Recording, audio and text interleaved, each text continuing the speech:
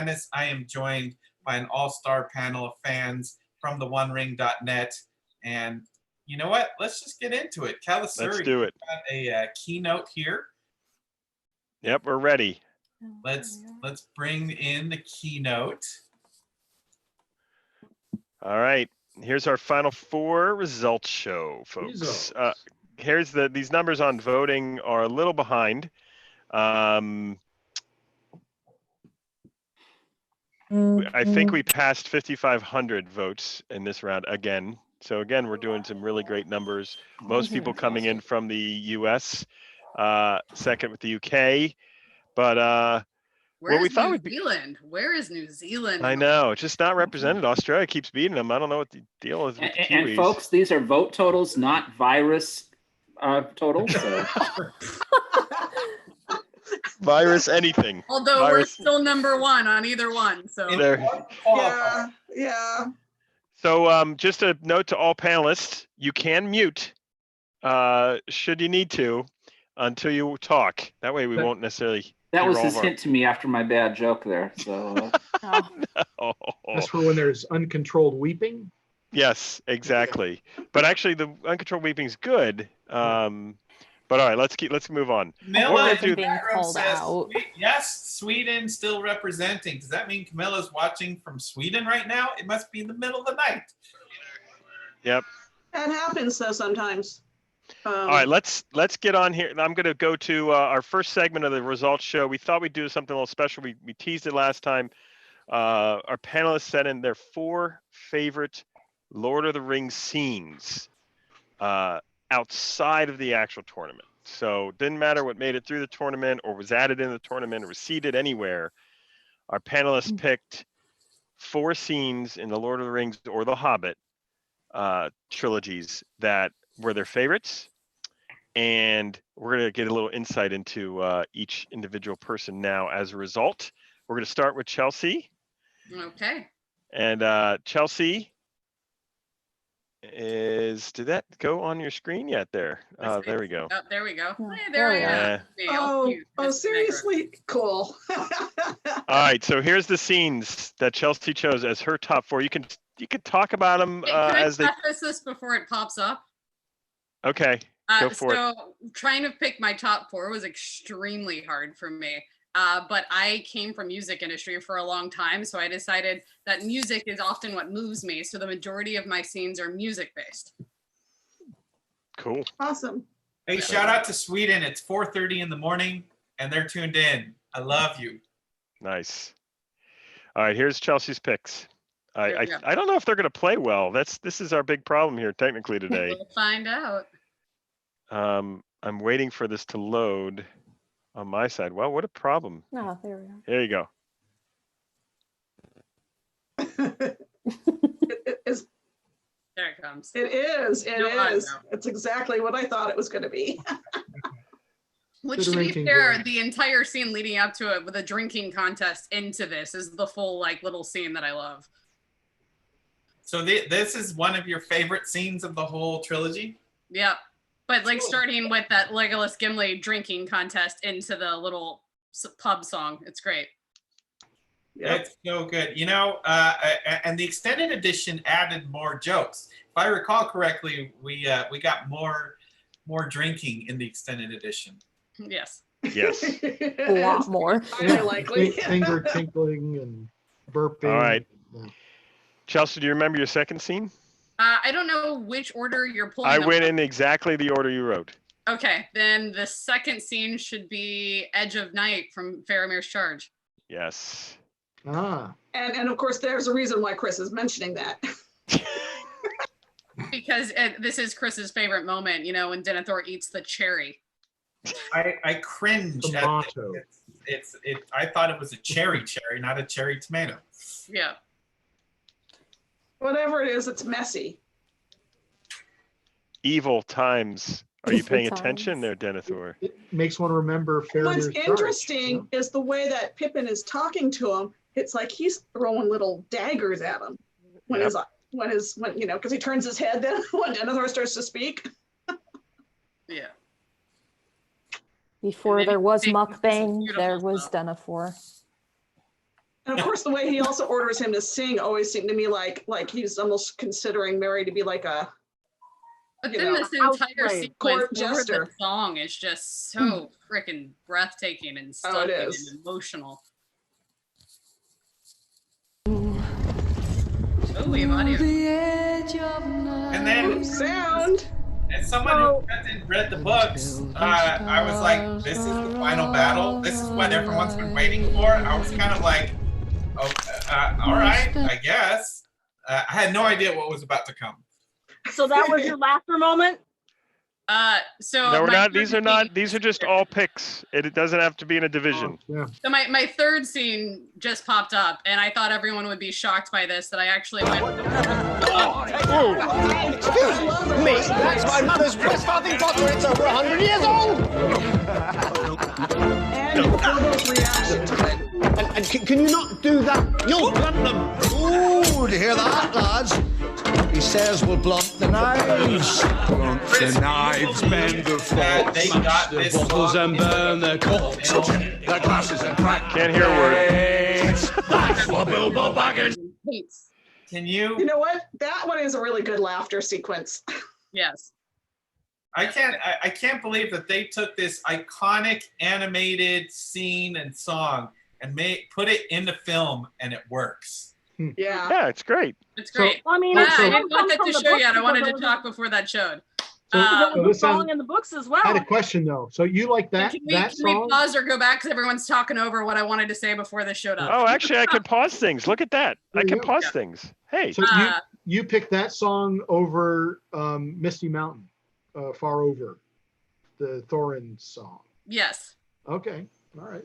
So then, just because I didn't want all of it to be music, I actually just wanted to go with a scene that sticks with me more than anything. And I was actively also kind of looking at scenes that maybe we didn't include in the March Madness this time. But this moment, when the Dead Army actually shows up on the Pelennor Fields, this is the epic moment that every single time, and I always know it's coming, but for some reason I forget that it's coming.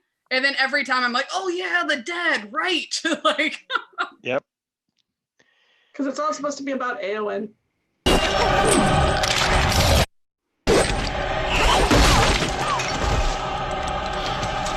Well, can you control that too, or is it just me? I can, and I will. Oh, okay. oh, Well, they didn't even like show it. I know. Feel And it. Justin, you. What are you doing, Justin? That wasn't even the scene. All right. Anyway, we Okay, know that that's scene not because. me. I am not Karen Hobbit. That is Karen. Oh, all right. I'm cruising Kathy. Well, whatever. We're moving Taken on. identity. Anyway, so it's not that scene with Eowyn and the Witch King, but it's literally when the orcs are just like, you guys are late. And then Aragorn Oh. jumps off the boat and like, there's just that epic look that he gives of like, oh, am I? Like, what? and then just the dead that rush. I can't help but also think of like, there's a moment in Game of Thrones that is just like, yeah, I know where George pulled this from. Yeah. All right, Kathy, your 4 choices are in order of what you sent me as well. And of course, I've already lost my brain and don't know what order That's okay. This. So, Hey, you didn't tell me there would be a test. and of course, I can't even tell what this is from. Oh. Oh, yes. I absolutely Zombie love Bilbo. this. It's It's interesting you chose this one. Yeah, made by Because the elves, you know. There was such a negative reaction Day to grows his blue when orcs moment. are close. And Bilbo's it's moment. times like that, my lad, when you have to be extra careful. Here's a pretty thing. Did we Mithril, ever get confirmation in the as light as a feather, that sword was and made as by Thor? hard as dragon scales. Let me see you put it on. I didn't hear the question, Justin. It's Did we being ever made get by elves. confirmation in the Hobbit movies that sword was made by elves, as Bilbo just said? Well, it's in the books. I should very much like to hold Very it much again implied. one last time. Yeah, because it glows it glows blue, and it'll only do that if it was made by the elves. Yeah, the reason why I like this was because they actually did that same kind of thing to Frodo, and then they chose not to put that in the movie. Yeah. But Bilbo had the ring for so much longer, and Justin. Frodo needed to understand what he was in cannot hear for. people talking over the audio. Yeah, and Justin, don't touch anything. The only thing you're allowed to touch is volume. That's like Gandalf talking to Pippin right there. Better if you don't speak at all. It's best Only if you don't because touch anything. what's so crazy is I can play it and pause it, yet he can play it and pause it too in different times. It's crazy. That is the weirdest thing I've ever seen. Anyway. I also just want to restate the fact that we literally started this by saying if you talk over clips, when this goes later, everything will be muted. I was like, and then we spent the entire time talking over clips. So maybe either play the clips and then talk, or one or the other. Or we don't play the audio, because then we won't have to worry about it. That's true. Yeah. This is true. That is I true. mean, it's not like visually everybody I don't know if doesn't already you know. can control that, Justin. Can you control the not having audio at all? Yes. All right, do that. That way we I can just just talk love this about it. whole scene because it's Let's the play first time that obviously Frodo got injured, on his way to Rivendell. But seeing what it's done to Bilbo in reality, this is the first time he really gets to see that. And that's plus the fact that before that scene, he's giving him all these things that we're familiar with, including the mithril shirt, which becomes so important later on and nobody knows about. So there was a reason why I like that one. Next one Here's you what I had remember was, about that scene. oh, hold on. Let me pause while Suzanne. Go ahead, finds it. Suzanne. Here's what I remember about that scene. I remember Ian McKellen talking about Ian Holm getting made up for that scene. Uh-huh. And that they both agreed, because I guess they know her personally, they both agreed that Ian Holm made up for that scene looked like Judi Dench's mother. Ooh. And really I funny. actually made a button of Ian Holm from that scene, and I wrote Judi Dench's mother on it. And I think I was able to get it to Ian McKellen, but I have no idea what his response would have been. That's funny. Hey, Justin, did you touch it to play again? I'm not touching anything anymore. How so weird? So I hit pause and it didn't pause.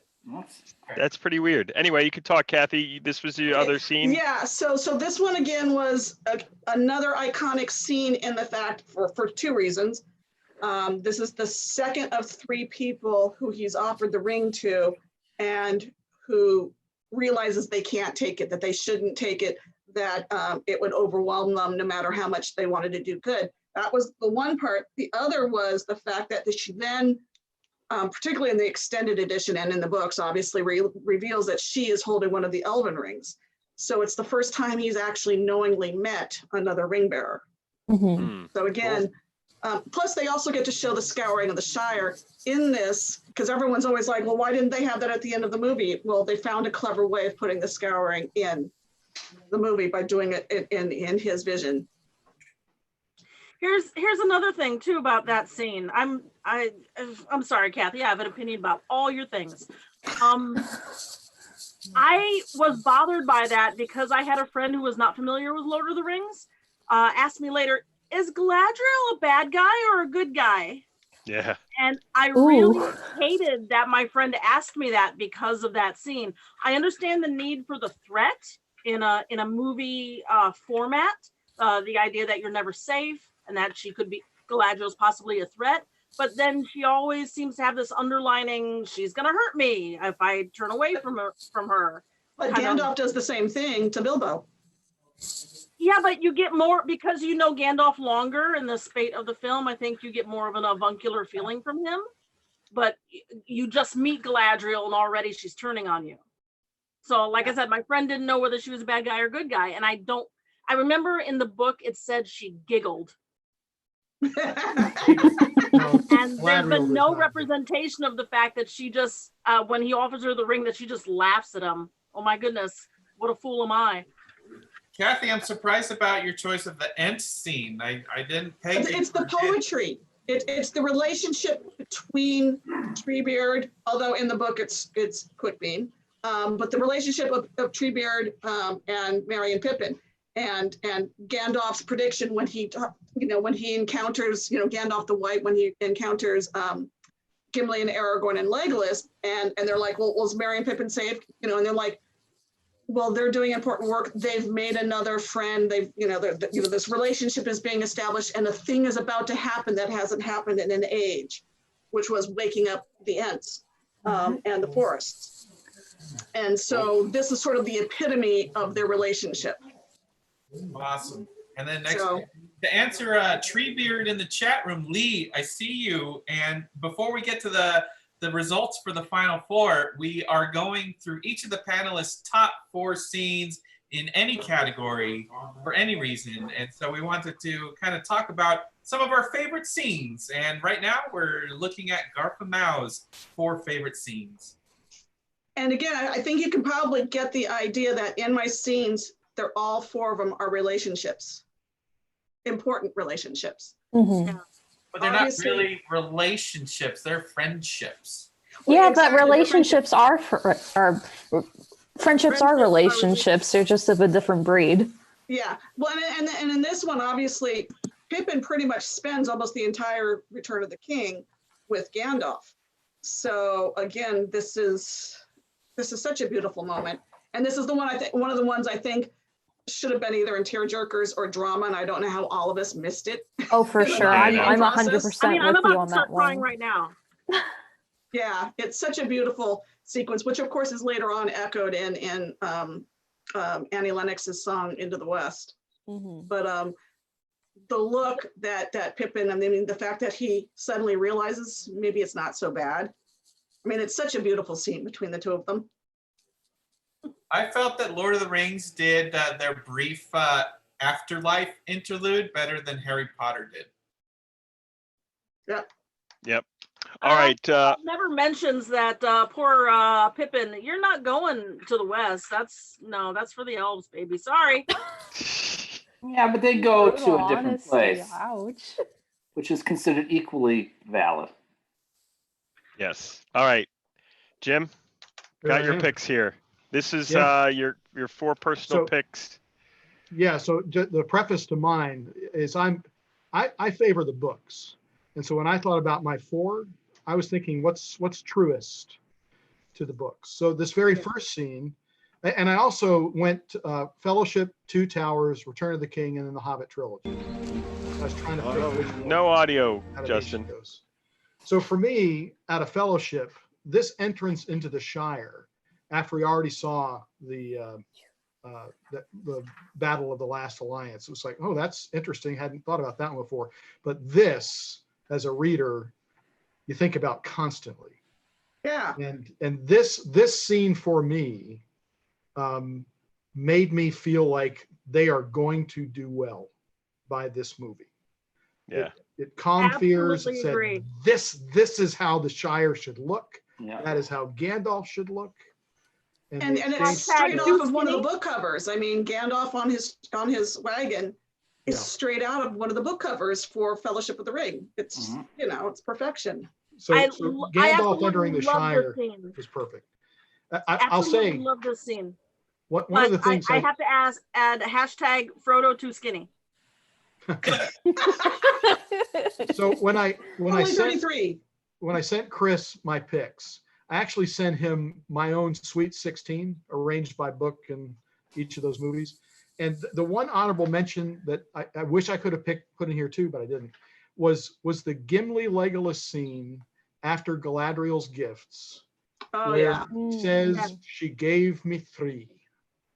Because for Oh my me, God, I'm gonna start crying right now. compared to Find You a Box, that absolutely blows away Find You a Box, because it is Yeah. a Gimli Legolas Yeah. scene. It is, Legolas finally gets that if Galadriel will give this guy a gift that Feanor didn't get, he must be something. So, but that didn't get all the way through. This one set the stage for me. Oh yes, right here. So this is my Iconic. Hobbit selection, because I think this scene is perfect. There's a lot to criticize about the Hobbit, but the riddles in the dark scene, Perfection. the acting power. The only thing I could criticize about this scene is that I wish they'd had all the riddles. I just wish it had gone on for a long time. Especially the extended edition. Like, just film it. So yeah, this was for me. Yeah, my honorable mention here was Bilbo meeting Smaug, but this one got mine. Riddles in the Dark. And I love the fact that Andy directed it. Yeah. Yes. So let's see if I can remember what this scene is. Oh, this must be the Two Towers. Oh, this is Balrog. No, this So is I- the No, it's Balrog. Balrog. So I picked the Two Towers Balrog Gandalf scene. Oh, is it? because- Oh, it's not this one. Is That's that okay. not what that one is? No, this one's the bridge.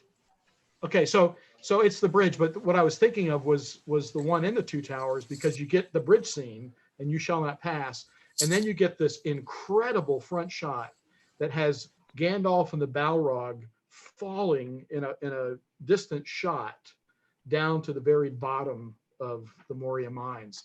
That white shot. And the music behind that. Yeah. It was just, and then Frodo popping awake because it's a dream was just tremendously affecting for me. I know in the movie theater when I was first watching that, everyone was punching the air. Yeah. Gandalf, get that sword! And we have one of our finalists, and my background is a sort of a sign that for me, the Charge of the Rohirrim is just the epic moment of the whole battle of Pelennor and Minas Tirith. And death and all these characters. There's a reason this is in our final four, and it still lasts and endures for me because it's out of the book. Shelby in the chat room says she used to fast forward through her VHS of Riddles in the Dark because it scared her in the Rankin Bass edition. Mm. Oh, yeah. All All right, Hannah, you're up next. That's great. It's stuck on my wonderful picture. Oh, no, wait. Okay, I think my computer's just lagging. Yours was also the Gandalf and Pippin scene. Yeah, I'd like to talk about this scene just really quick because personally, Go it for is it. my Yep. favorite scene out of all the Can movies. we get the volume off, Justin? It seems like it's loud. I don't. All right. Okay. Keep talking. But no, it's my favorite scene. I'm not going to get too much into why. It just the first time I really sat down and watched it as it was, I was very, very young. I was about 12. Yeah, it was 12. My birthday was the week afterwards, after this all or before this all happened. And I was going through an extremely dark period of my life. And I'm trying not to get emotional. I'm sorry. This scene just really means like a lot to me. And it's part of the reason why I'm here talking to all of you. But it just kind of gave me hope in times that were very, very, very, very, very hard for me. And that's why it's my favorite. So, yeah. Yay. And then you also, gosh, why is Yeah. the audio so loud on these? I'm not getting any Oh, audio. I'm not, yeah, no, I'm not hearing anything either. Yeah, again, for, obvious reasons, girl power and my girl Eowyn, it's just, it's a powerful scene that, we need more of, Sorry. Just trying to get the sound and end up going to your next one. Oh, It's all right. We've missed getting to the dead twice now. No, yeah. I was talking about getting in, and then lighting of the beacons because goosebumps. And it is one of our, it's one of our It final is. four. Yeah, it is one of our final four. And, numbers don't lie. And Did then you think Rohan might not answer? Maybe. Oh, okay.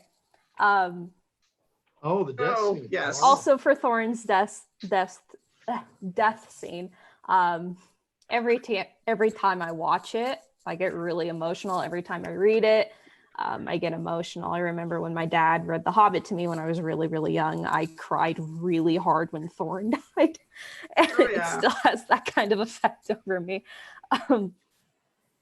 So I just really appreciated Martin Freeman and Richard Armitage's performance here. I thought it was quite accurate to the book in terms of the feel of it. Maybe you guys disagree with me, but it's just Oh, no. It was quite effective. Bilbo is so open and free with his emotions, and Thorin realizing, all along that Bilbo was courageous but still was a homebody, and it was that kind of lifestyle that they were fighting for. Yeah, A exactly. home. So I thought yeah. one of the wonderful parts about this scene was after Thorin dies, when they give Bilbo the lines where he, in disbelief, is saying, "But the eagles, the eagles, they're supposed. Why aren't you still alive? The eagles came." Yeah, and it's just like two friends that are so, that have been through a lot together in a short amount of time. The sudden realization of, oh my gosh, my friend's dead. I think it captures Tolkien's experience in World War II as well. One. Why did I say two? I'm sorry. But yeah. Okay. Cool. Great choices. All right. Next we have, I think it's Josh, maybe? Let's see. Yes. Josh, we got your choices. Oogie-doo. All right, here we go. And I don't remember what the order that I put them in. You had Gandalf and the Balrog.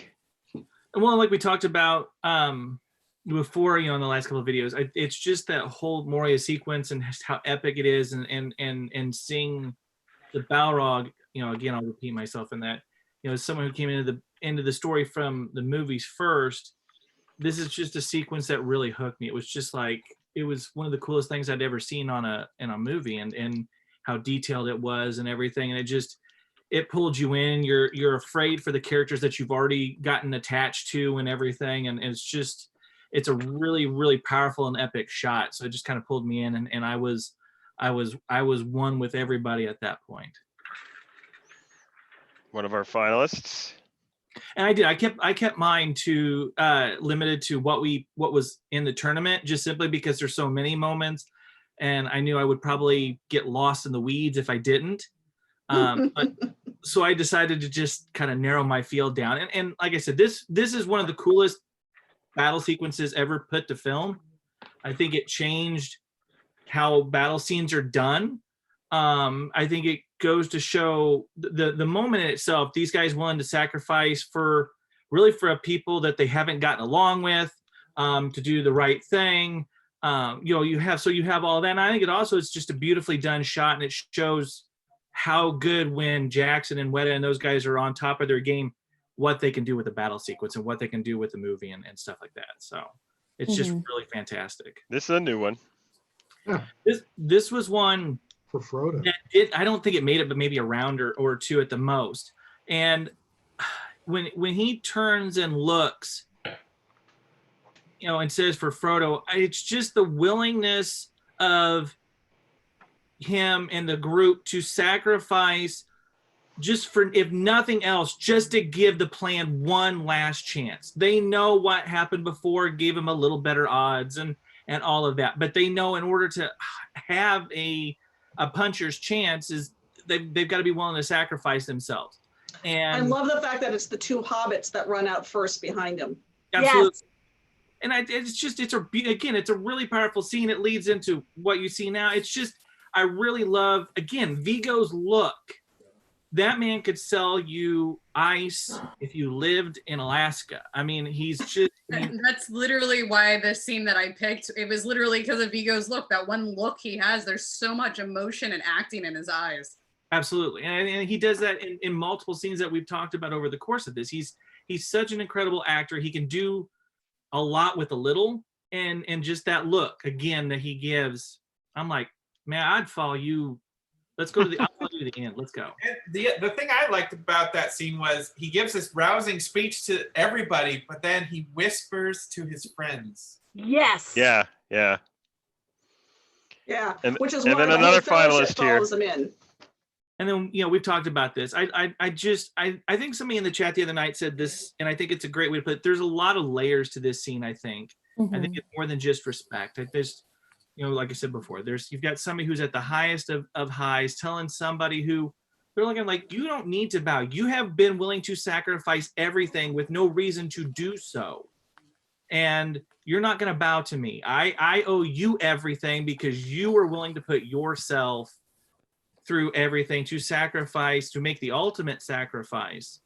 And I think that the acknowledgement to somebody like that speaks volumes to the character and the quality of a person that Aragorn is as a character. And again, Viggo, how he sells it. And it's just, it's one of those scenes that really hits me on a very emotional level. All right. So I think. Can I just add really quick? I wanted to just. Yeah, go for it, Hannah. And she muted herself. Muted yourself. Did I mute? You I muted muted. You're unmuted now. You're back now. Somebody muted me. I didn't unmute. I did not mute myself. Unmuted. Yep. You're good. You're good. Good, Hannah, go. And Okay. muted again. Okay, this is weird. No, I think also in the scene of My Friends You Bow to No One, it's also acknowledgement of Aragorn's struggles to fill the role that everybody wanted him to fill, and him thanking his friends, saying, without you guys, I wouldn't even be here, sort of thing. I found the courage to continue my bloodline. Without you guys, I wouldn't be here. I don't know. That was just what I thought. Yeah. Well, we are in our final four now. I'm sure the Yeehaw. audience is ready. Can I make an honorable mention though? I didn't send you any signs or anything, but I have Sure, a you can button. I have a button. We can't see it that close, Suzanne. Just tell us. What is it? Sorry. It's the V formation of the 9 ring wraiths, charging after Arwen. Oh, okay. All right. For like a scenic view, I Yep. love that you can see all of them, and the fact that whether it's Arwen on the horse or just Frodo on the horse, like it should have been in the book, is regardless of of how beautifully that scene is set up. Just the overhead shot of the V formation chasing Arwen to the river. The other honorable mention I'll throw in for my part, because when I think of all the films and my favorite, just what hits my brain instantly, also is the Boromir trailer moment with the ring, holding the ring after it falls off Frodo. Obviously, I'm very biased towards Gondor, I guess. That I all these scenes, but Boromir in that scene and the way they shot it, I also enjoyed that a lot. That's the Caradhras scene in the snow. Yes. Yeah, that's the one in the snow. Yep. I also kind of like the extended edition version where you get to see Faramir and Boromir together. It was really kind of nice. Oh, yeah. Kind of a nice payoff to know that they actually did get along as brothers. Regardless of what Denethor was thinking of them, and to see that relationship, even though it was an off-scene type of scene, to know that the brothers really loved each other. And I'm going to throw in an honorable mention from the extended edition, the very beginning, the Concerning Hobbits extended intro that exists. Oh, right. Because I believe that far better establishes the character arcs the Hobbits will go through when you see where they started from, so clearly describing their characteristics and their environment, far better than theatrical, I think. I think that makes a more powerful story throughout the trilogy to have that. Not to mention that Concerning Hobbits is my favorite track on any of the soundtracks. It was the first ringtone, I think, that came out for phones as well. Nice. All right, so we are at the final four. The moment of truth here. I will say one was a blowout and one was extremely close. I know which one's the blowout. I'm glad nobody took me up on my wager then. Thank you. And I'm going to read something from the chat. Thomas Fort says, can we have an honorable mention for Aragorn versus Lurtz, which really was a very nice one-on-one fight. And then Joy Doring said, Aragorn fighting against the 9 on Weathertop. Another. Right. Yeah, those two sequences on the fighting just showed the skill that Viggo brought to Aragorn, being able to perform all of those. And Aragorn versus Lurtz, in real life, he got that knife. He hit that Right. knife. That's A knife was thrown at him and he hit it. With his sword. Wow. Right. Yeah, he did Yeah. that himself. Okay. Yeah, he's crazy, which is why Sala Baker broke his tooth in that sequence. And someone mentioned in the chat room. You mean Eric Lawrence Reagan. McCoy? Well, no.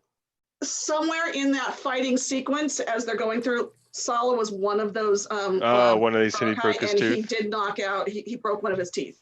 Got it. Did All he- right, let's didn't Devo break let's. his tooth as well? No, That was later, I think. Yeah. All right, the final four. Here we go. We're gonna watch the sequence. There's the first matchup here. Now we're getting to the tough one later, huh? It stings, presence. Yeah, that's right. This is the one that took out Pippin in the laughter division, and then obviously we've been seeing this a couple times tonight in a lot of our personal picks. Charge of the Rohirrim. Does anyone want to guess how close this one was? Not very It close. just better have gone to Charge of the Rohirrim. That's all I have. I'm praying it does. 85, Yeah, 85%. this was 70, one of our 75, memorable 75. Well, it blowout obviously predictions. went to, can I find you a box? Would you like me to find you a box? All right, let me just preface all this, and we'll go around real quick to everybody to give a little comments, and then maybe what you think the victory was. Don't ever underestimate the power of Legolas fans. Side of the dark side. Oh, I was about to say. 58. But with that said, I'm going to start. Kathy, you want to start us off here? Yes, sure. Okay. So I still think the Charge of the Rohirrim is going to beat out Shall I Get You a Box? But you're right. The power of the Legolas. And after watching the Star Trek Picard, Space Legolas with Elnor. Oh, It's right, quite right. funny. But yeah, so maybe 55-45 in favor of the Rohirrim. All right, Suzanne. I have to go with Rohirrim because that's so much more of an impressive scene. Whereas Get Me a Box, while it's fun and everything, it's kind of a throwaway scene. It could have easily been edited out, but thank goodness it wasn't. Because it perfectly cuts through the tension at that moment, and that's what you need. But the Rohirrim is so enormous and has such enormity to it. Yep. What do you think the margin was on this? Oh, God. Without hearing what you had said just a moment ago, I would say it would be 70-30. Okay. Chelsea. Oh God. Yeah. Let's see. I'm very bitter that Find Me a Box has made it because I don't think it should have been in the laughter category. It was not a funny scene to me. It's amusing, but it's not like a ha-ha kind of belly laughter of any kind of scene. And it never stuck in my head. Like if somebody was like, Chelsea, pick 8 scenes that you laughed at the most from Lord of the Rings, that wouldn't have even been one that I thought of. Charge of Rohirrim, as we've said time and time again, is just epic in every way that it can be epic. From how it's shot, the lighting, costuming, the special effects, the dialogue, the acting, since this is about the films, I'll leave the book parts of it out of it. But just as a film person, as an actor here in Hollywood, Charge of the Rohirrim deserves to win that, whether you are a Legolas fangirl or not. But we'll find. So what's your margin? What's your margin? I'm sorry. I can't. I'm sorry. That was a very passionate speech. That was amazing. Yeah, it's fine. I don't know, Chris, you've terrified me by prefacing this entire thing by saying don't underestimate the power of Legolas fans. And I also then hear don't underestimate the power of a dwarf, like in my head for some reason. And now I'm just like, I have no idea. 51-49, like just what? I don't know. All right, Hannah. I too agree with Chelsea. I was really hopeful before all of this, and I was like, oh no, Charge of the Rohirrim's obviously going to win, but you kind of scare me with what you've said. It's got to be close at least. It's got to be close at least. 51-49.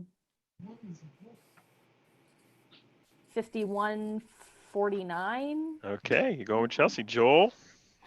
Well, I feel like we're comparing Winston Churchill and Mr. Bean.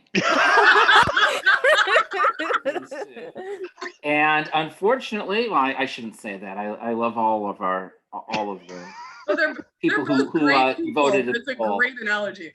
But it is.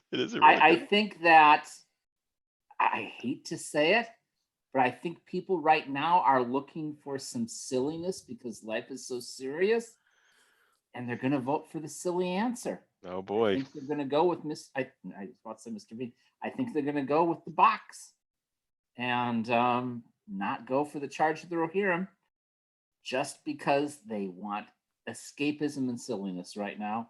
I wish they would go for Rohirrim, but I think it's going to be Second breakfast, or where are we going with it? So what do you got, Joel? I think it's going to be the box, and I think it's going to be 60. I think it's going to be 55-57 to 43-45.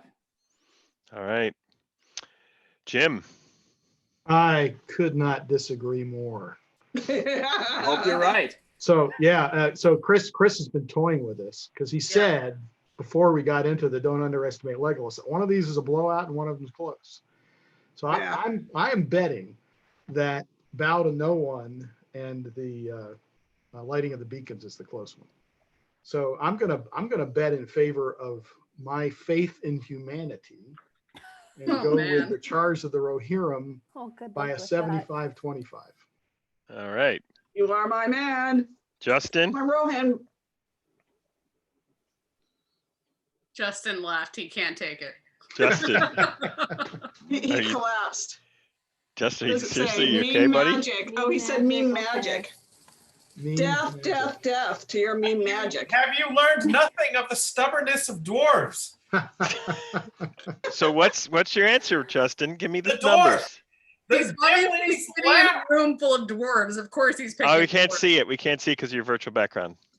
Gimli's laugh is the best dwarf moment of all 6 films, and it delivers the entire relationship. Oh my God, you're insane. Is summed up in Gimli. No, the burp in Mediceld is the best. Oh gosh, just give me your number.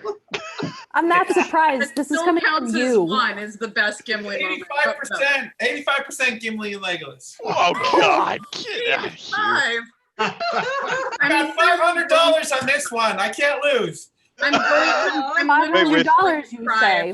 Wait, can I take that bet? Because like might be one. No, you know the answer. Odds, give me odds. Josh. Well, I mean, I very brazenly predicted blowouts across the board, so I already feel slightly dumber than normal because obviously that didn't happen. And I had voted for Find You a Box the whole time, but I did change up here and voted for Charge of the Rohirrim. That's a boy. I changed up at the end. I went epic over funny. I still think this one stays a blowout. I'll slightly lower, I think, what I said the other day. I think Charge of the Rohirrim wins 70-30. All right. Thomas in the chat room called me the Chip Bayless of Middle Earth. That's actually a compliment. Except Chip Bayless is actually right way more often than you were wrong. I mean, you were right. So that's anyway. I will obviously my vote was for Charge of the Rohirrim. And it's funny because we only get to see each other. We rarely get to see each other. Some of us are seeing each other through this event for the first time.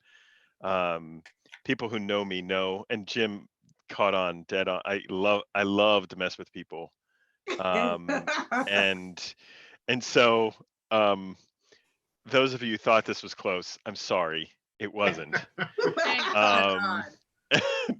And the winner Good. by Please a don't be large mindful of us. majority, and I think Jim even might have nailed it. Or got, let's see, the closest. Actually, Josh is the closest, I think. With Oh, thank God. Charge of the Rohirrim, 70. Oh no, Jim, you got it. 75, yeah. I am So I can happy to keep be wrong. my shield up. Oh, my faith in humanity has been restored. Yeah, I am happy to be wrong. I don't have Yeah. to change my background. Right? Oh my God. Thank goodness, right? I was very nervous, but this was a Starting consistent to have leader. a panic attack here, Chris. Jesus. This was a consistent leader through the entirety of the voting. Even these last two rounds are only two days, but it led by this margin the entire time. The fact that we got 5,200 votes in 2 days is pretty cool too. Yeah. So there we go. Our first finalist, Charge of the Rohirrim. Let's move on to our next two scenes. You bow to no one. There they are, not bowing. Okay. Oh, wait a minute, they bowed. My friend. Oh.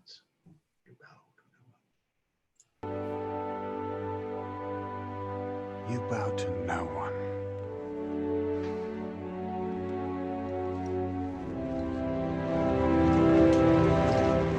The Jeep in the background throws it off every time for me.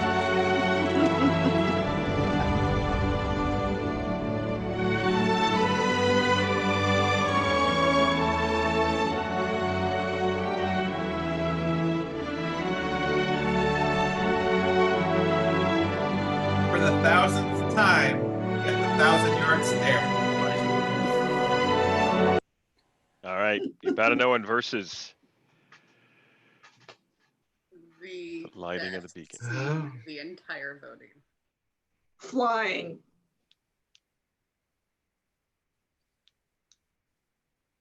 I'm really happy they did not reuse any of the footage from the beginning of the Two Towers.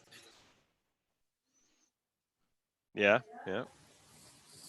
This scene. Oh yeah, the fly in into the mountain. Yeah.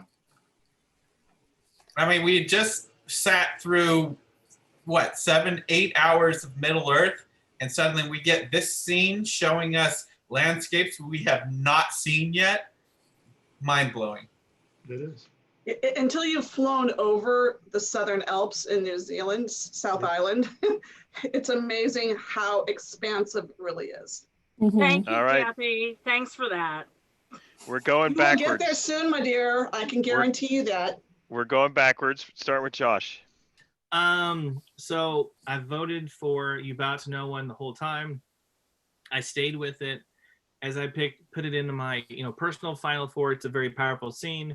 I mean, I get emotional just watching it, even just now, hearing the music and all that kind of stuff.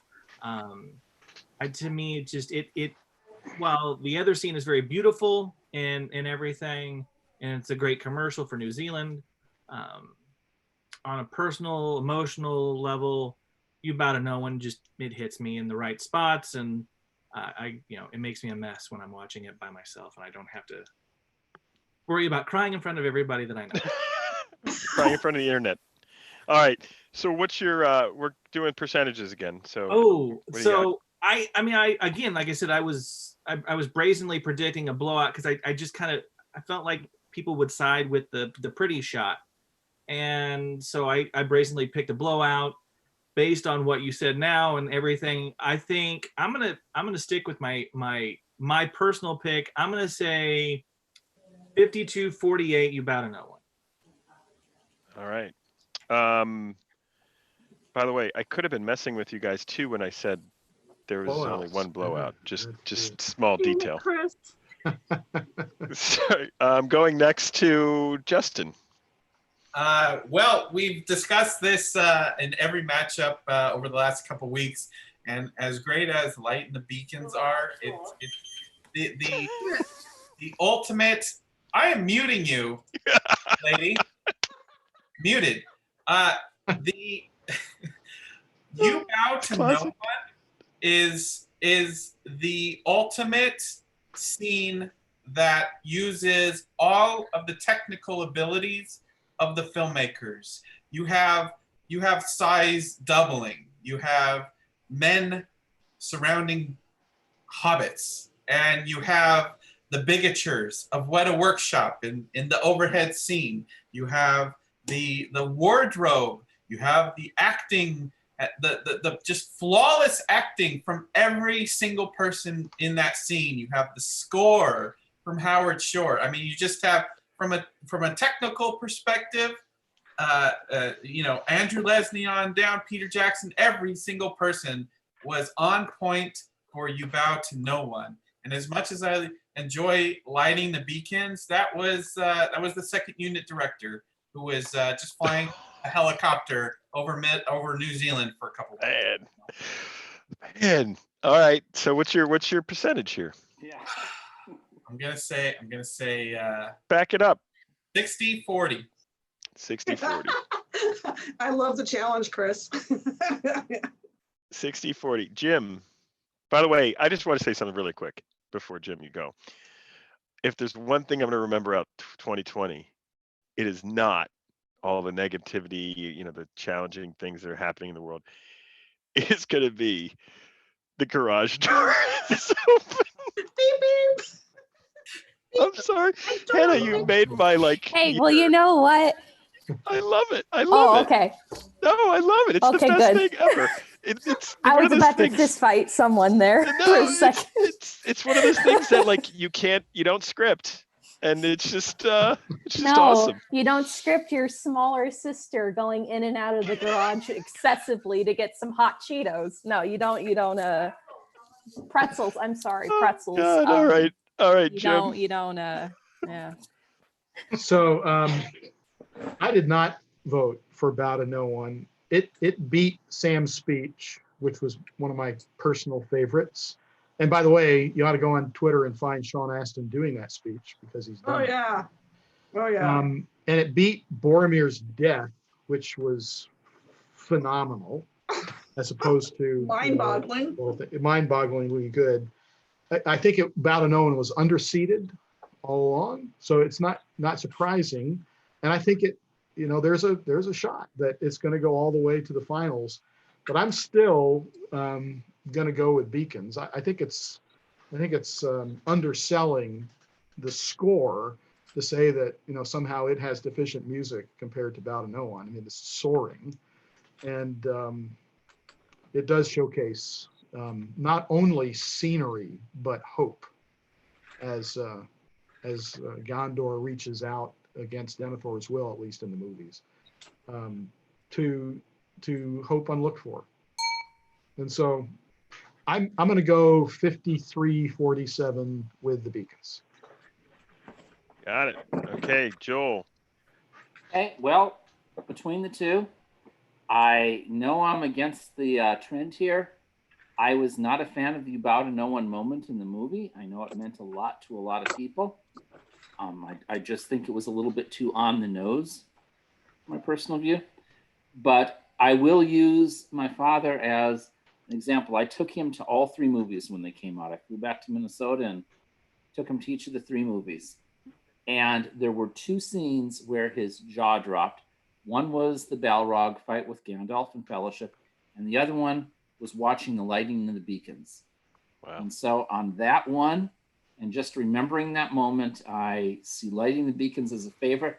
I think that one's going to win, and I'm going to give it 60-40. All right. Hannah. Let me just unmute myself there. Garage door. Garage mean, door is open. What does Yeah. the garage, Garage door, have beep, to beep. say about this? Well, my garage door thoughts on it are lighting of the beacons was on my fan made list. I'm kind of biased here. And I'm honestly not sure which one will win. Both of them are really important scenes. It was really close. It was like okay, which one? Stop, go, so I didn't see which one I voted for because I just kind of went, all right, I'm just gonna click whichever one. But I'm not too sure, to be honest. Both of them have their own strengths. And I'm just gonna give this one a garage door beep beep. I love it. So yeah, mine's a question mark. Okay, you got it. You got the beep beep. I like it. I got the beep beep. Yeah. Chelsea. I definitely think this is a close call. For me, it was no contest because I've said Lighting the Beacons was going to make it into the final round, the last two, the entire time. So I was voting Lighting the Beacons, and I still think it'll make it. I think it's probably somewhere around 56-44. It's got to be close. I know a lot of people wanted Bow to No One for Bow to No One to beat out after the last round. Like it's been surprising how long it's held in there. So. All right, Suzanne. Bow to No One is well done. It's lovely. Again, this friend of mine that didn't know Lord of the Rings very well, she said, really? Pippin too? All four of them? Pippin? There's a couple that need to bow a little bit more than the others. I, of course, have read the book, and so I disagreed with that because Pippin saves Faramir. But when I first saw the Lighting of the Beacons, I sat there with my jaw dropped open. I just waiting for that moment for the next one to actually light up reminded me of that moment in Lawrence of Arabia, where you're looking at the horizon and you're waiting for him to, you're waiting to see something. And finally you see a dot. Is that something? I'm not sure. Is it? I can't be sure. And then it becomes bigger and bigger. That reminded me of that scene in of the Lighting of the Beacons. It's like, is that a light? I don't know. That's so far away, but oh my God, it is. And it brings me to tears. So I have to go Lighting of the Beacons, 52-44. Nice. Yeah, there we Thank go. you. I love that you had He's a visual aid. prepared. That is great. We should do that next time. That's exactly what we should do. Maybe we'll do that for the final. If everyone That way has nobody can like fudge the numbers. okay, now Kathy, what do you got? What do I got?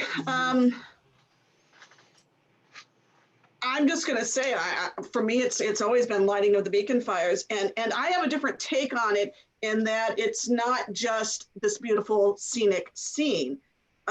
If you take this as pre-industrial, there's only a couple ways for people to communicate over long distances. A horse that runs for days and days and days, like the whatever. In Japan, it would be taiko drums.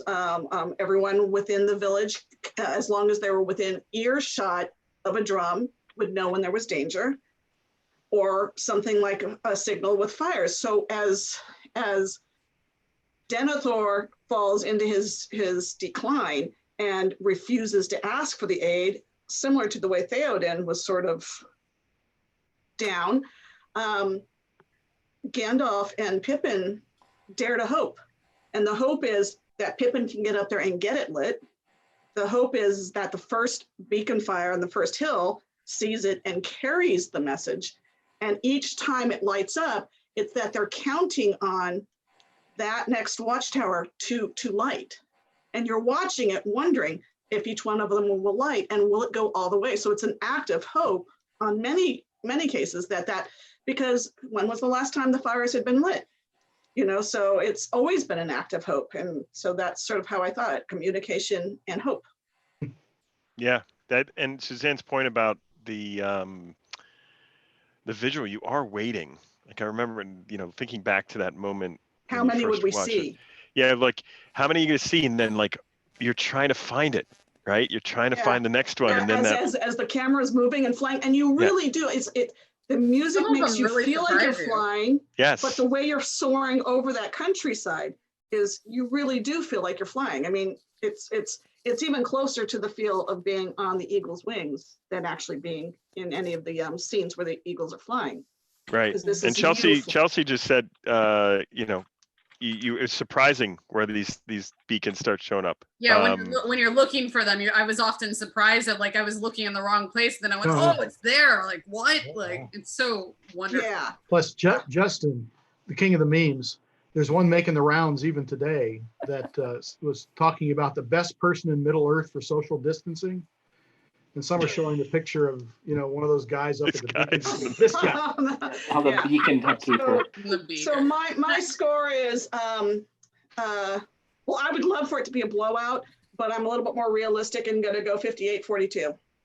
Nice. All I right. also have one final thought about lighting the beacons as well, is that from the beginning, I've thought this was going to come down to a Pippin victory, and Pippin is the one that lights the first beacon. He So certainly does. here we go. Here we go. Yep, he's definitely in more scenes than Chelsea, one, Justin. Chelsea, are you sitting down? No, I'm standing on this couch right now. Yes, I'm sitting down. Before we get there, let me just get to a few people in the chat. And first off, I see Thomas asking, hold on, is that the button lady? That Yes, it is. Cumberbatch? That button lady too? Yes, Button Lady is our guest today. Yep. When it comes to Suzanne, when it comes to your memories of everything Lord of the Rings in the movie era, where does that Benedict Cumberbatch moment rank? That's pretty high because it's all about me. Yeah.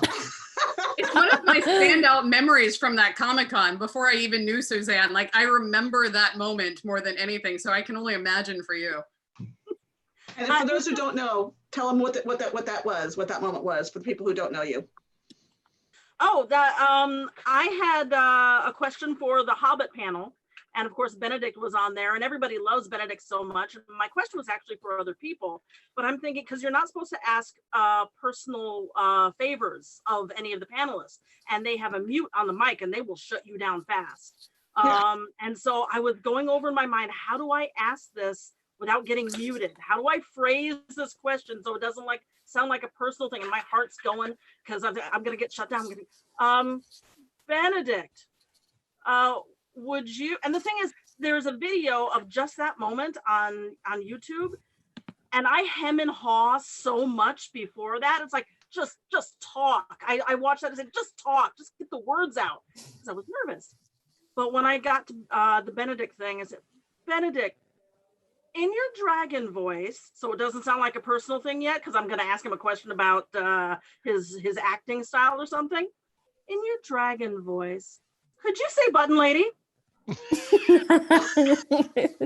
and that he actually did, because he was kind of, in front of 6,000 people, and he kind of has to now that I've asked him. It was so wonderful that he actually did it, and that some people have said that they didn't know that he could actually sound like a dragon without special effects. They were very impressed. And I've had so many Benedict Cumberbatch people recognize me afar from Lord of the Rings because they follow everything Benedict That's does. really funny. All right. Well, we are about to reveal our second finalist of this 2020 quarantine edition of Middle Earth March Madness. Forgot to get the last input from our special guest R2D2 in Hannah's garage. R2. No. Oh, we did get the We did get it. It was beep beep. We did Beep, get beep, yeah. Which one? Did they choose 2 beeps for about no one? Yeah, that was 2 beeps. Okay. All Did right. Joel I'm answer? not with them. Joel Yeah. did answer. Joel Okay, good. answered. I went with the beacons. Yep. But Beacons. Alexa in the chat room says, honestly, prior to this, I never knew so many people loved the bow to no one scenes. It's taken Neither did her I. by Neither surprise. did I. And even she's surprised by her fiance loving that scene. And I think that's one of the things that we've all learned during Middle Earth March Madness is that just the appreciation for scenes that mean nothing to us, but everything to others. Yeah. All right. Kinda So cool. Matthew just said to reveal it in the chat. So I'm thinking we should reveal it. Probably. Yeah. All right. So without further ado, I'm going to hit this. Wait, the button's not working. Give me a second. You're It's killing just still me not here. working. Killing me, Smalls. He's- Uh, oh wait, no, I can. We have a drum roll. All right, go. Freaking out. Ready. Here we go. This is a contentious one because we had back and Oh forth. my god, if you could just see everyone's faces right now, because I'm sure the chat's only seeing the primary speaker, all of us though. Here we go. On your marks, get set. Beacons! Go, go, Beacons! go, go, go. The Listen, lighting of the watching the chat. beacons. Yes. Yes. Good. 2% of the vote. 52. Suzanne with the Yay! Suzanne nailed it. Vic, And I she's have it written did. down so I can prove it. Yeah, you actually had it written down. It's even cooler. You only gave me that $5 before the show, and I mean, it worked out great. Someone else said it 52%. only costs $5 to get the answer from you. So now we have the beacons with the Rohirrim. Yeah, let's get to the finals here. We got Cause and effect. the Ugh. final, and Oh yeah, here cause and effect. we have the charge of the Rohirrim versus the lighting of the beacons. Oh yeah. And Rohan So Shalom. this is what it feels like to feel salty when something you really care about loses, huh? This is Yeah. Now This you is our world. understand, huh, Josh? Now you get it? Okay. I wasn't a big drinker before this night started, but now Hey, I mean, So- if it makes you feel better, my scene didn't even get in at all. So let me just start the conversation here on the final.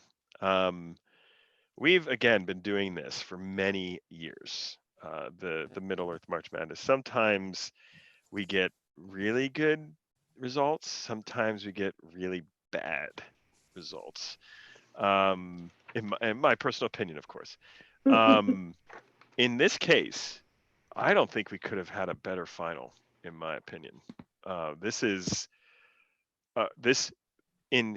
If you just polled the world for the films, I'm guarantee one of these is coming in at their just random notes of like, oh, Yeah. remember when they're not going to know necessarily maybe the Rohirrim name, but they're going to remember when the horses came at the end, or oh, remember when they had to light the beacons, and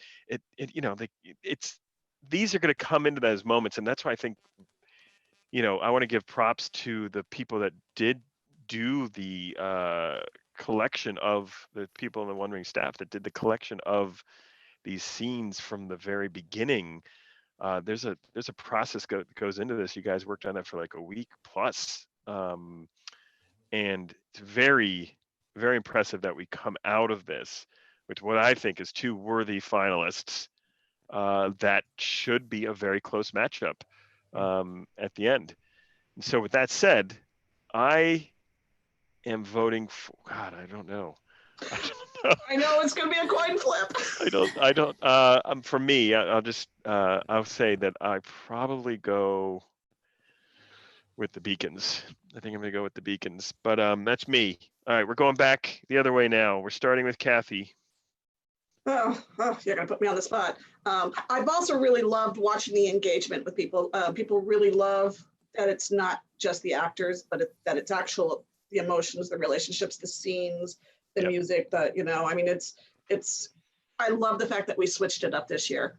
The minute they, that was suggested on the staff list was just like it was like a paradigm shift of course we don't have to do people. Yep. So that was really great. Thank you. I'm going to say whatever the result is, it's going to be 51-49. Okay. Simply because it's going to be so close that I bet you don't even know until like an hour before it's done. I hope it's like that. That would be amazing. Well, that would and be I great. would also appreciate instead of a rah pushing one scene over the other type of, I mean, it was really kind of cute that Green Dragon was like, hey, I know you guys really like this scene. And because at the time it was 10 points, when she put that post up, it was 10 points between, and now it's down to 4 points between. So if we do a push, I would like just say vote. It should just be a vote. Oh, there'll be push. pushes, but you have access. Post I know. the opposite if you want. I did. So that being said, the beacons, the charge. I remember Nicole saying very early on, shenanigans would be called if beacons didn't win. But I have a Rohirrim shield behind me, so I kind of need to go with the Rohirrim. You're just going to defend her off then. Huh? You got a Oh, shield no. defender. Yeah. Yeah. To what? Yeah. So you're going Rohirrim, and you're going Rohirrim 51-49. with a really, really close spread. And I know, Okay. I like the idea of you making us write it down before we start the show. I'm writing them down for you, but you're welcome to good. come. Okay, good, You're good. welcome to come with revised numbers if you feel otherwise. I like the Suzanne. idea of a 51-49 buzzer beater. Okay. Suzanne. I prefer the Beacons, but Rohirrim is gonna win. All right. And do you have a number handy yet? You don't have to. I would go 52-48 again. Okay. Because people love both so much, and they're both magnificent scenes. But Rohirrim was gonna win. All right. Chelsea. All right. One, I'm not going to make a prediction on percentage. I need a night to sleep on that. When is the final voting done? 15th, 10 p.m. 15th. Eastern. So that's Wednesday. Yes. All right. So yeah, definitely need the night to sleep on what I think the spread will be. But this is a really tough one. But since the beginning, I have said that Lighting the Beacons would make it in, but I said it with Second Breakfast, and I had no idea what I would vote for between Second Breakfast and Lighting the Beacons. And since I went ahead and got one of my predictions made it into the final, I think I have to see that one through. That's what All my right. gut's saying. Well, since you already thought Lighting the Beacons was going to get here, go that way. And it kind of pains me because Charge of Rohirrim is such a great scene. As I said before, I made that great speech about it, but Lighting the Beacons, it's everything. All right. Hannah. I'm partial to Lighting the Beacons, but I think people are going to vote Charge of the Rohirrim because it's kind of a symbol of hope, and that's something that we need right now. So I'm guessing that it's probably going to go to Charge of the Rohirrim. Okay. I'm fine with whatever one wins, to be honest. I mean, I'd like for Lighting the You Beacons. have to choose. Choose a side. You cut me off. I'm getting to What that. does the garage say? I don't know. Does anyone? I don't wanna trust open the garage after this last one. I can't.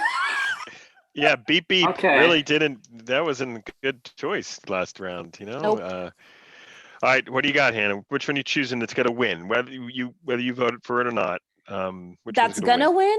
Yeah. Charge of the Rohirrim's probably gonna win. That's Got it. my prediction. Okay. Do you have a percentage yet, or you want to give it some time? I don't, but I'd like to see like a 50-50. I think it might come down to a 50-50. That'd be It's like interesting. super close. Just you're talking like 10 Yeah. votes there. Buzzer Okay. beater. Yeah. All right. We got Joel. Yes, when I think of these two scenes, I think of near perfection versus perfection. Right. And I think that Lighting the Beacons is near perfection. The one thing, very slight thing that mars it for me is Gandalf saying hope is kindled. I think that's another one of those moments of dialogue. But the whole cinematography, the whole setup and everything is so awe-inspiring. But I think when I think of the Charge of the Rohirrim, everything is spot on perfect. The effects, the acting, the setup, cinematography, sound editing, everything in that is glorious. And so to me, it defines in many ways the best of the movie. So I think other fans may have similar feelings behind it. I think Charge of the Rohirrim will win. I don't think it'll win by a lot. I'll give it 55-45. All right. Jim. These both were on my sheet for finalists. So I'm not going to be disappointed in either way. But for me, one is UNC and one is Kansas. I have a strong favorite, and I have reasons that I have shared with Chris that we'll talk about on Wednesday. But Yep. I'm going to come down squarely on the Charge of the Rohirrim. I think it's a perfect scene and highlights character, highlights hope, highlights amazing battle. It is the fulcrum of. It's interesting that this is a Return of the King finals. It's kind of curious that happened, but So I'm going to be Rohirrim and say 53-47. I think it's going to be tight. Got it. Justin.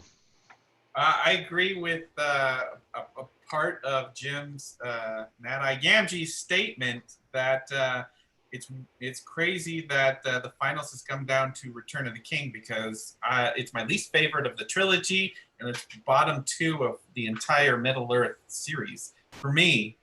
And the 2 scenes, you've got the Rohirrim scene, which is basically a special edition of what we saw at the end of Two Towers. It's more Rohirrim charging, and I loved the Rohirrim charge in Two Towers. Does more for me than the one in Return of the King. It's technically amazing, and the horses and the behind the scenes and the appendices of the charge of the Rohirrim, it's more interesting to me than the scene itself. It doesn't connect with me. But I think that the lighting of the beacons is going to win for one simple reason, and I blame Kalasuri. He named this the Middle Earth March Madness Quarantine Edition. So in the title of our contest, there's a qualifier, and there's no greater qualifier than a bunch of mountain people than the lighting of the beacons. I can't believe I didn't get there earlier when you were saying that. I'm like, wait, how's this a quarantine edition? Then I get it now, finally. It's like, I feel bad for my brain, didn't get it that quickly. So, if it's a quarantine edition, which it is, there's only one choice. And there's absolutely only one choice in the quarantine edition, Middle Earth March Madness, and it is lighting the beacons, because those guys are world champions across all fandoms for being social distancing. Quarantine, social distancing. Congratulations for the win, Chris, because you named this thing. I did. I thought of that at the beginning. That's where I was going the whole time. Chelsea and I conspired because she had it from the beginning, if you remember. Yeah. So we were conspiring the whole time, even at the naming of the event. And it's extra noteworthy to know that Chris and I actually didn't know each other before this, but yet we're completely co-conspirating on this the entire time. Yeah. That's what makes it even more amazing. It makes it even more amazing that way. Yeah. Hey, in the chat room, I want to give a shout out to Cesara. I'm probably saying that name wrong. And some of the other people. Amanda just joins us. She says, I just recently found this Tolkien group. This light banter back and forth and everyone is still respectful of everyone's opinions. Much praise to you all. Yeah, ringers. That's what you get when you get well-educated fans. This isn't everybody high five. There you go. Yay! Man. And fans, thank you for your patience through all this. Yes, exactly. I know we're teasing you a little bit with all this, but Justin, what were your percentages? Percentages? Yeah. There is a 99.1%. If it's quarantine edition, it has to be 99 to 1. 99 to 1. Wow. There's no way. We should How know. wrong can he be? Okay. All right. I'm going to write down 99 to 1. I hope you do as well on a piece of paper next time. We're holding him to that.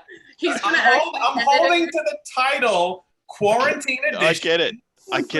We got it. He's I don't think going to edit his vote next time to be 99.9%. Ivory soap. I have the keys to Twitter and Instagram. I am going to reinforce the word quarantine. Ivory soap would be 99.44. Here, let's just be clear. Oh, Justin. There is some ways this team can manipulate things. Because Justin is our social, so he runs all the social, and he can post on social on any channel. Kathy can post on the homepage. Josh can post on the homepage. I can post on the homepage, but I also can control the social. So he can post something, I can delete it like later, and then he'd be confused. So can Chelsea and Hannah. Hannah and I. I can on Facebook, but not on Twitter. Yeah, I help run the Instagram there, buddy. Oh, okay. There you go. So I was about to say, I'm like, what am I, chopped liver or something? no, Jeez. not chopped liver. I didn't get there yet, but No, that not is, yet, at least. we all have influence. So Dave Gentry in the chat room's got my back with the Russian bots. Thank you, Dave. And you know what? If Oh, I've no. got a Disney nerdy influencer account, I'll round up all the Disney community to vote for lighting the beacons. They won't even know what they're voting for, but all of the sprinkled by magic followers coming your way. Game Nice. on. Game on. Okay. Anyway, we're not Wow, a done. Disney fan too. Yeah, Fantastic. I'm an addict. Josh, you're up. I'm gonna go with the Charge of the Rohirrim. That's gonna be my vote. That's who I want to win. Jim uttered the word Kansas, and as a resident of the state of Missouri, Oh, that no, got my that's fighting danger up words. as well. So I'm gonna imagine the lighting of the beacons is the University of Kansas, and wish ill will on their attempt to win Preach, brother, preach. because I am salty. No, I think. Go sports ball. Yeah, If exactly. we're going with teams, I'm saying that the Rohirrim is OU since I went to UT Austin. You'll go Big 12. Go Big 12. That's all right. I don't know what you You guys know, are talking about. I think In a fight, I think the Rohirrim is going to win over the 10 guys that are on top of the mountains.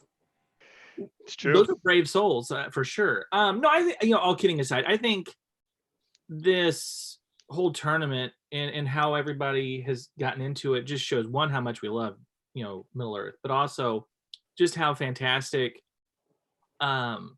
these three films are. Notice he said 3, not 6. I'm sorry. Keep going. Yeah. I'm not starting that debate because I Yikes. Say 4. but we'll stick to the main three. And to clarify, those main 3, you mean The Hobbit, right? Sure. Even as Oh someone my who likes those films, I'm not looking to start that war at almost 11 o'clock at night Central Standard Time. So I'm Oh my God, Justin, after we're gonna hold him up right in front of your face, Justin. Not after we just got complimented for respecting each Yeah, other so well. exactly. now it breaks down. But no, I think these, the trilogy, the Lord of the Rings trilogy it's so fantastic, and I think that this tournament shows how well made it was, how amazing all three films were, with that we could come up with what we came up with, but also leave out some of the things that we left out. So however the Not final to mention everybody's 4 scene picks today were there was so much variety compared to what we even had choices for voting on. Like that just goes to show, Josh, what you're saying of how well made these films were, that there's just, we could do an entire second March Madness on completely different scenes. Absolutely. Yeah, Absolutely. you and that's the thing is we could have several, not just 1 or 2, but multiple, 5, 6, 7. So what you're trying to say is there's a chance we should just reset this whole thing and start next week. I think we should do another one next month. I Why got not? another month stuck at home. Why not? April Madness. Pulled from the extended editions and just do extended scenes. Yeah, there you go. I even Right. wrote my list of Be favorite April four extended anxiety. scenes. I'm game for that. But like I said, I'll go Charge of the Rohirrim. What's your percentage? 48. Okay. I'm gonna throw a final note in here. Final. Do we it's- have homework? Well, we do have some homework. That our show, we're going to start again around 10 p.m. Eastern, 7 p.m. Pacific on Wednesday to reveal the winner. Just so everyone knows, the winner will only be known by me. I'm not going to give the staff any heads up on the voting the entire time. That includes anybody posting on the homepage or social. The great advantage is I'm the only one that has access to the polls. But I'm going to go ahead and jump over to our bracket here, just to give everyone a final view of the bracket. And then I just want to throw an idea out. This is actually not really homework. It's just more to think about because we'll discuss a lot on Wednesday. But with this being the best film scenes from 6 films, one of which can be argued to be one of the most awarded films and best films of all time. Are we deciding the best film scene of all time? No. Wow. We would have had to from the beginning and had that voting in order for this to be the best one of all time. Okay. Well, you know what? I'm gonna actually what Calasuri is saying.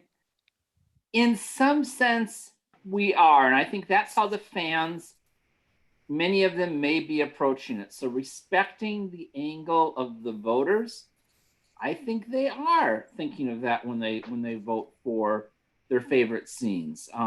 It's many of their favorite movie.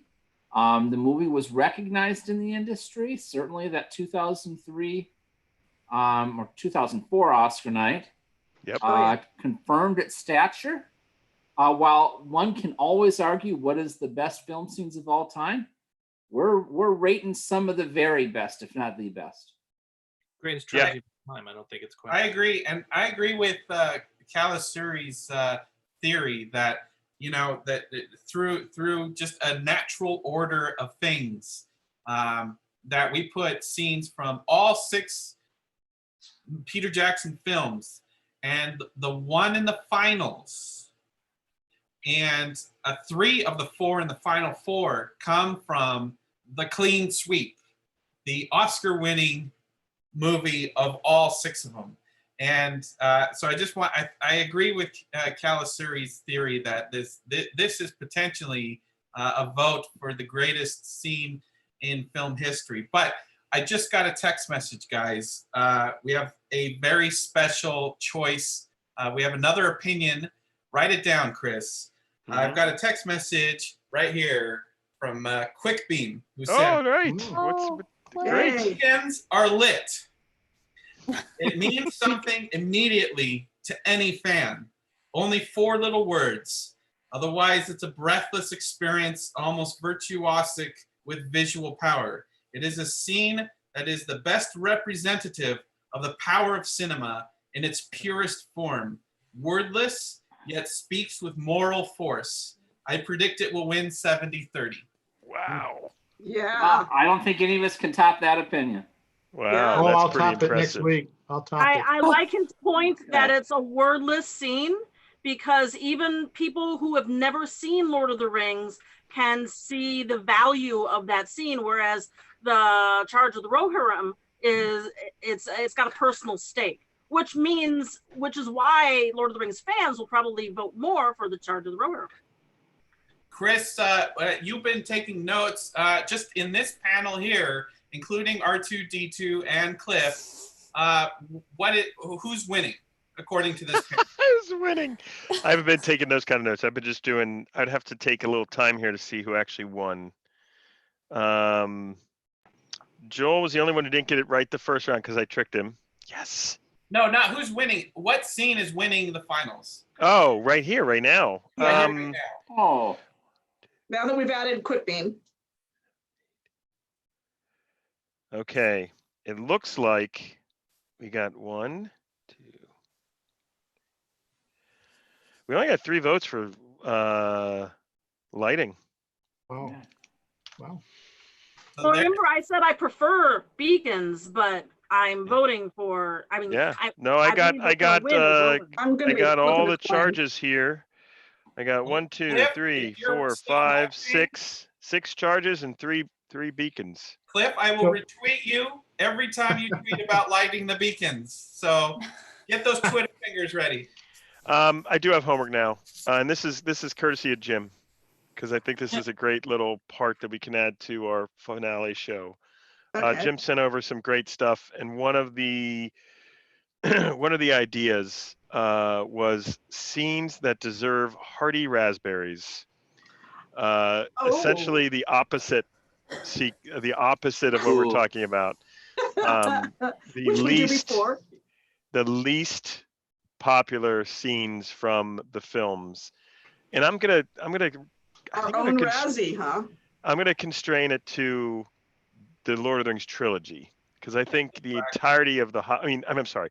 I think Yikes. The look on Justin's face. The entirety. Freudian slip there. Sorry, I have a little allergy issue. I'm in the East Coast here. This Allentown area has got the You have a foot in your throat. Yeah. Yeah. So let's limit it to the most cringeworthy, the most, the points in the Lord of the Rings trilogy which we were just like, oh, that was really not good. Not good.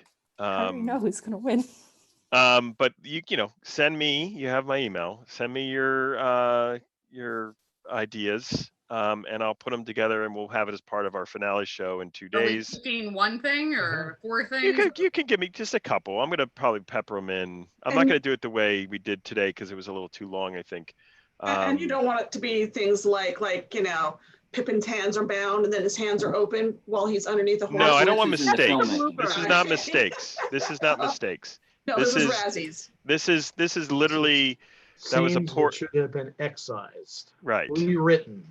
Yeah. There's a couple scenes in our bracket that deserve to be on that list. Well, that's for us to discuss on Wednesday. We've got a huge announcement for our next show on Wednesday night. We are doing the giveaway. We'll be announcing the winner of our giveaway as well during that show. So you can still, the next round voting is open, and we're giving away this cool Balrog from our friends at Sideshow. They're such a cool, I think we know someone there. Representative of a scene that And did what's not the make it. link for the next round voting?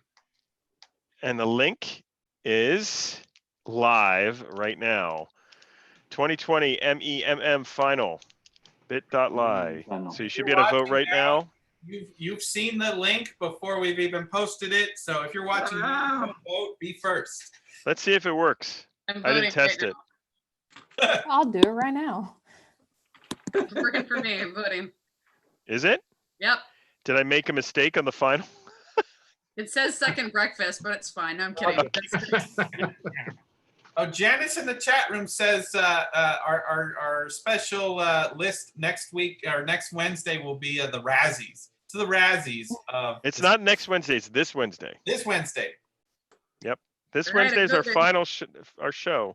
So since I just voted, does that mean lighting the beacons is just one? Because voting just ended right now, right?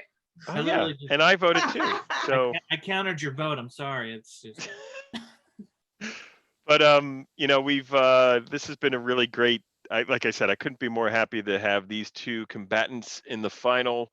I think we'll have some of these Razzies on Wednesday, but I think there's also, I don't want to tease it too much, but Jim really has come up with some very cool stuff that we're going to review on Wednesday as well. That goes back and gets a little perspective from a certain professor we know. And since we are all fans of Peter Jackson's work, we're going to take next week's limited subject matter and extend it to a full extended edition 5-hour live stream of the announcement winner. No, it's no, not we're going to, gonna because I need to have- go to bed. No, we have over 40 hours of 2020 March Madness production diaries that we're going to begin to release. Yeah, 20 of those is just the garage door. We've Just going, created an garage additional door, character. garage door. yeah, most of that's just We've created an additional character. It's Yeah. not canon. Yes. But you know what else we're going to do on the next show? And please remind me. Let's add it to the agenda. But let's take the audience's participation and our own participation on what the theme should be for next year. Ultimately, that's something that's get discussed quite a bit. We're not going to make the call now, but it's always good to get some ideas, and we'll talk about that on Wednesday as well. So this Yeah, 'cause we Wednesday, 10 p.m. Eastern, 7 Yeah, p.m. we never Pacific. know. We could have an actual Amazon Prime series to discuss by then. So not that we would put that. You mean Game of Thrones episodes 102 and whatever? Yeah, whatever. Yeah. Well, yes, I think they've announced that every actor in the series is going to have a green screen shipped to their home. Oh, And they're going to have Ian McKellen-like reactions to acting with no one else around them. But it'll all be pulled through. Depressing. Trust it. It's going to Wait, be you sure Zoom. this isn't our April Fool's joke? We're all gonna have a green screen. Yes. Yep. No, Like, green you screen for the whole Amazon You series. mean like that? Oh, Yeah. that's great. That looks good, Chelsea. Wow. Wow. She's And that's got actually her one. home decorating. That's Oh, and actually the chat room wants to remind you, Joel, that love triangles are mandatory. Yeah, but Chris just took Feely, Keely, and Dario off the list. Okay. So, hey guys, thank you for participating. This has been a wonderful Wonderful weekend and wonderful chat. And the chat room, thank you for staying up. Sweden, you're still awake. It's 5:40. They're getting up for work. Rising. He's a farmer. Red dawn rises. So it's been a brutal It's middle. hilarious that you would quote that right now, because that's probably my cringeworthy scene. Thank you, everyone, for being part of this, and stay healthy.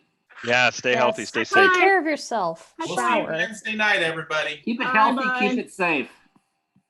We love you. Mwah. All right, I think we are we out, Justin?